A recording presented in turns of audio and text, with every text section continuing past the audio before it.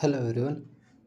आज हम बात करेंगे लैंग्वेज कॉम्पिटेंसी टेस्ट से रिलेटेड जो क्वेश्चन है कुछ हिंदी और इंग्लिश के जो EMIS के प्रैक्टिस सेट है उसके अंदर दिए हुए हैं, उनके आंसर देखेंगे और उनके रिलेटेड कुछ एक्सप्लेनेशन है वो हम जानेंगे। ठीक है, तो चलिए शुरू करते हैं।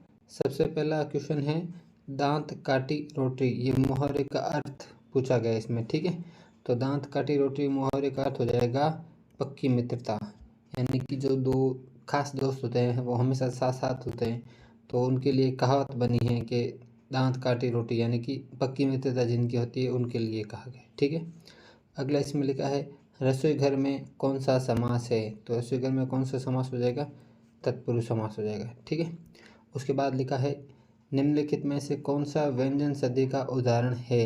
इसमें आपको 4 ऑप्शन दिए हैं और आपको बताना है कि व्यंजन सदी का उदाहरण कौन सा है। तो मैं आपको बता दूं सदाचार है, वो क्या है, व्यंजन संधि का उदाहरण है। जो बाकी दो है सदैव, निर्गुण और मनोरथ, ये व्यंजन संधि के उदाहरण नहीं है। ठीक है, उसके बाद बात करते हैं हम हाथी किस प्रकार का शब्द है। ऑप्शन दिए हैं आपके सामने, तत्सम, तद्भव, देशज और विदेशी। तो हाथी क्या एक प्रकार का तद्भव शब्द है। ठीक है, याद रखना है आपको। आगे लिखा है जो मोक्ष चाहता हो के लिए शब्द है, यानी कि एक वाक्य दिया हुआ है, उसके लिए कौन सा शब्द सही बैठेगा ये आपको बताना है। तो जो मोक्ष चाहता है उसके लिए क्या हो जाएगा, मुमुक्षु, याद रखना, इम्पोर्टेंट है ये, मुमुक्षु हो जाएगा। ठीक है, उसके बाद में है तनय, सूत, आत्मज आदि विकल्पों में से सही पर्यायवाची शब्द चुनिए। ये जो शब्द दिए हैं उनके लिए सही पर्यायवाची क्या होगा, तो पुत्री नहीं होगा, पिता नहीं होगा, पुत्र हो जाएगा। ठीक है, उसके बाद में हम आगे देखें मूक का विलोम क्या होगा। मूक यानी कि चुप रहना, यानी कि शांत, शांत। मूक, मूक का विलोम क्या हो जाएगा, वाचाल।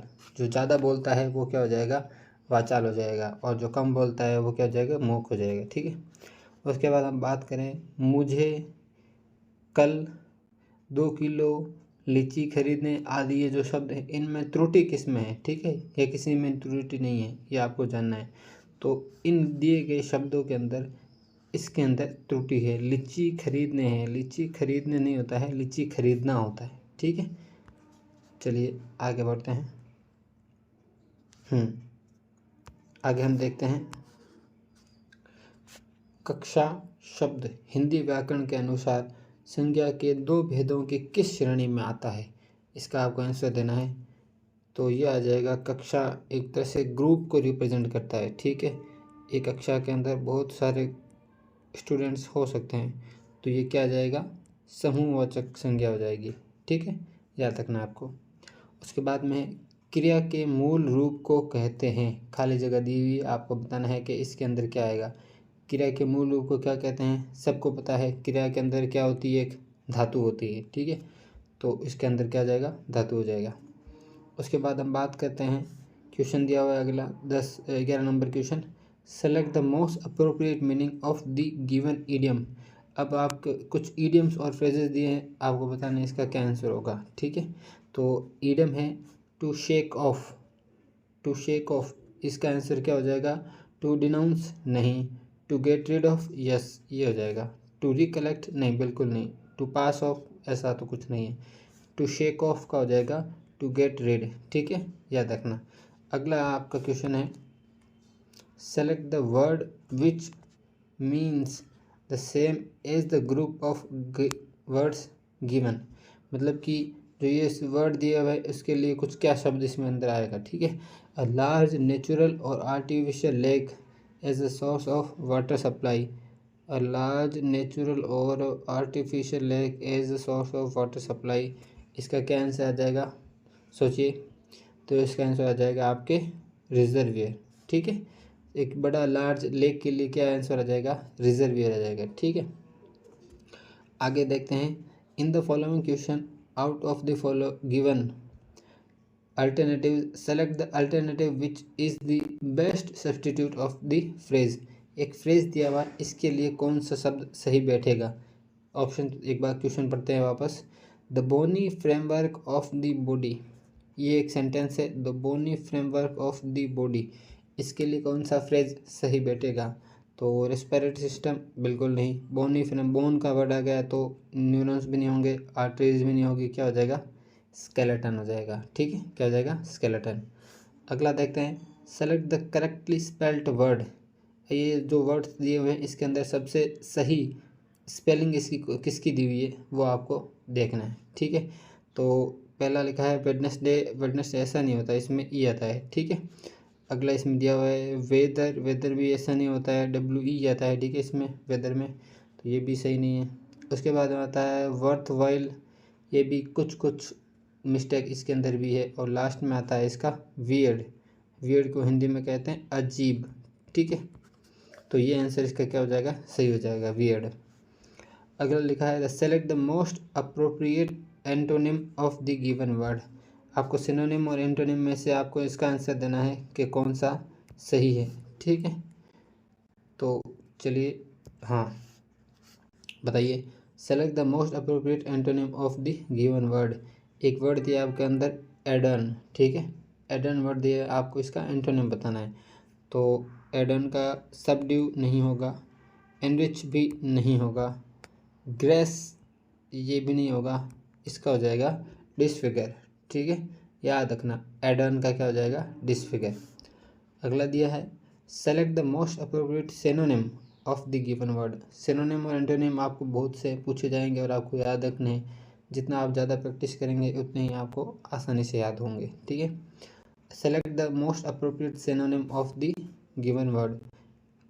वर्ड दिया हुआ है प्रोडिजियस, वर्ड दिया हुआ है प्रोडिजियस, इसका आपको क्या बताना है? सिनोनिम बताना है। तो इसका सिनोनिम हो जाएगा इमेंस। ठीक है, याद रखना, इसका सिनोनिम हो जाएगा इमेंस। ठीक है, उसके बाद हम बात करते हैं select the correct passive form of the given sentence. आपको पैसिव फॉर्म बताना है इस सेंटेंस का। सेंटेंस क्या दिया हुआ है? Take this suitcase upstairs.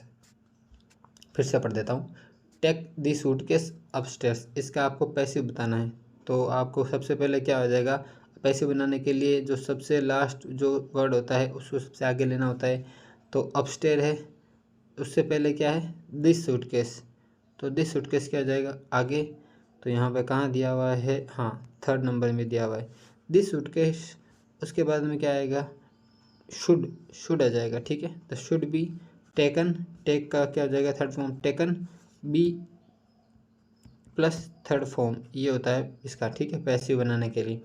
तो this suitcase should be taken upstairs का क्या हो जाएगा? वापस अपस्टेयर्स। ठीक है, आगे पढ़ते हैं, identify the segment that contain a grammatical error. अब ये जो आपके अंदर से आपने सेंटेंस दिया हुआ है इसके अंदर क्या एरर होगा वो आपको देखना है। If there is no error select the no error. ठीक है, अगर इसमें कोई कमी नहीं है तो आपको क्या करना है? नो एरर सेलेक्ट करना है। तो सेंटेंस क्या है? We will have to walk now since we had missed the bus. तो इसमें जो गलती है वो आपको देखने को मिलेगी यहाँ पर। We will have to walk तो सही है, नाउ आगे दिया हुआ है सिंस वी हैड मिस्ड, तो सिंस वी हैड नहीं आएगा, वी हैव मिस्ड आ जाएगा। ठीक है, since we have missed the bus, तो सिंस वी हैड इसके अंदर क्या हो जाएगा? ये सही आंसर हो जाएगा इसका। ठीक है, आगे देखते हैं हम 19 नंबर क्वेश्चन देखते हैं। 19 नंबर क्वेश्चन क्या कहता है? Select the most appropriate option to fill in the blank. जो खालिस्तान है उसको भरने के लिए सबसे अप्रोप्रिएट शब्द कौन सा होगा आपको बताना है। ठीक है, राजा, खालिस्तान, the house before Hari got there. ठीक है, तो यहाँ पे क्या जाएगा? राजा हैड लेफ्ट, क्या जाएगा? Raja had left the house before Hari got there, मतलब हरी वहाँ पहुँचा उससे पहले राजा ने खाली कर दिया था। ठीक है, आगे बढ़ते हैं question number 20।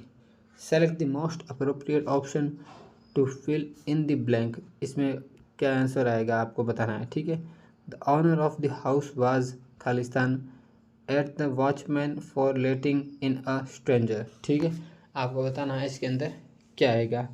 The owner of the house was impatient नहीं आएगा, इंडिफरेंट नहीं, इंडिजेंट यह आ जाएगा। ठीक है, the house has indigent eight the watchman for letting in a stranger. ठीक है, आगे बढ़ते हैं। रासो रचित काव्य है, उसकी रचना राशक शैली में हुई है। यह कथन है, आपको बताना है यह कथन क्या है, किसका है। यह कथन है आचार्य हजारी प्रसाद द्विवेदी जी का। ठीक है, आचार्य हजारी प्रसाद द्विवेदी इसका आंसर हो जाएगा। ठीक है, आगे हम पढ़ते हैं। अंधा युग किसकी रचना है। ठीक, आपको बताना है इसका आंसर। अंधा युग किसकी रचना है, तो none other than Dharmvir Bharti ji की रचना है। ठीक है, अंधा युग।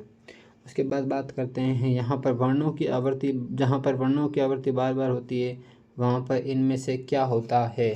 आपको बताना है इसका आंसर क्या होगा। जहाँ पर वर्णों की आवृत्ति क्या होती है, बार बार होती है, इसका आंसर हो जाएगा अलंकार। ठीक है, अलंकार। उसके बाद बात करते हैं चौपाई कितनी मात्राओं का छंद है। चौपाई कितनी मात्राओं का छंद है, 16 मात्राओं का। ठीक है, उसके बाद बात करते हैं आचार्य भरत के रस सूत्र के उत्तरता शंकुक के सिद्धांत का नाम क्या है। ये जो थ्योरेटिकल पोर्शन है ये आपको रटना ही पड़ेगा, जो अगर आपको आता है तो आप कर सकते हो वरना नहीं। तो इसका हो जाएगा अनुमितिवाद, आंसर हो जाएगा। क्या हो जाएगा, अनुमितिवाद।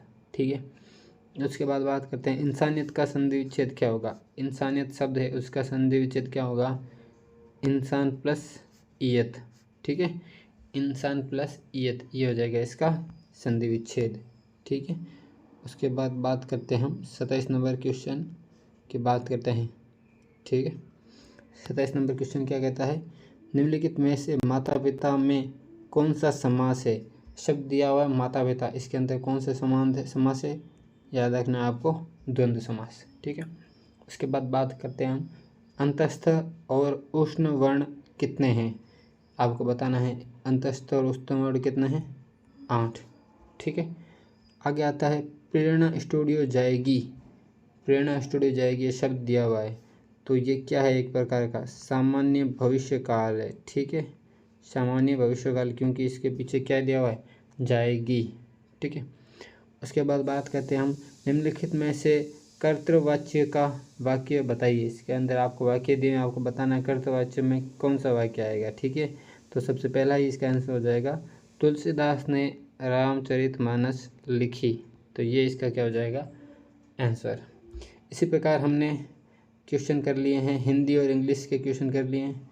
कैसा लगा आपको वीडियो बताइएगा, और इसके आगे भी हम अलग अलग प्रैक्टिस सेट के क्वेश्चन करते रहेंगे। ठीक है।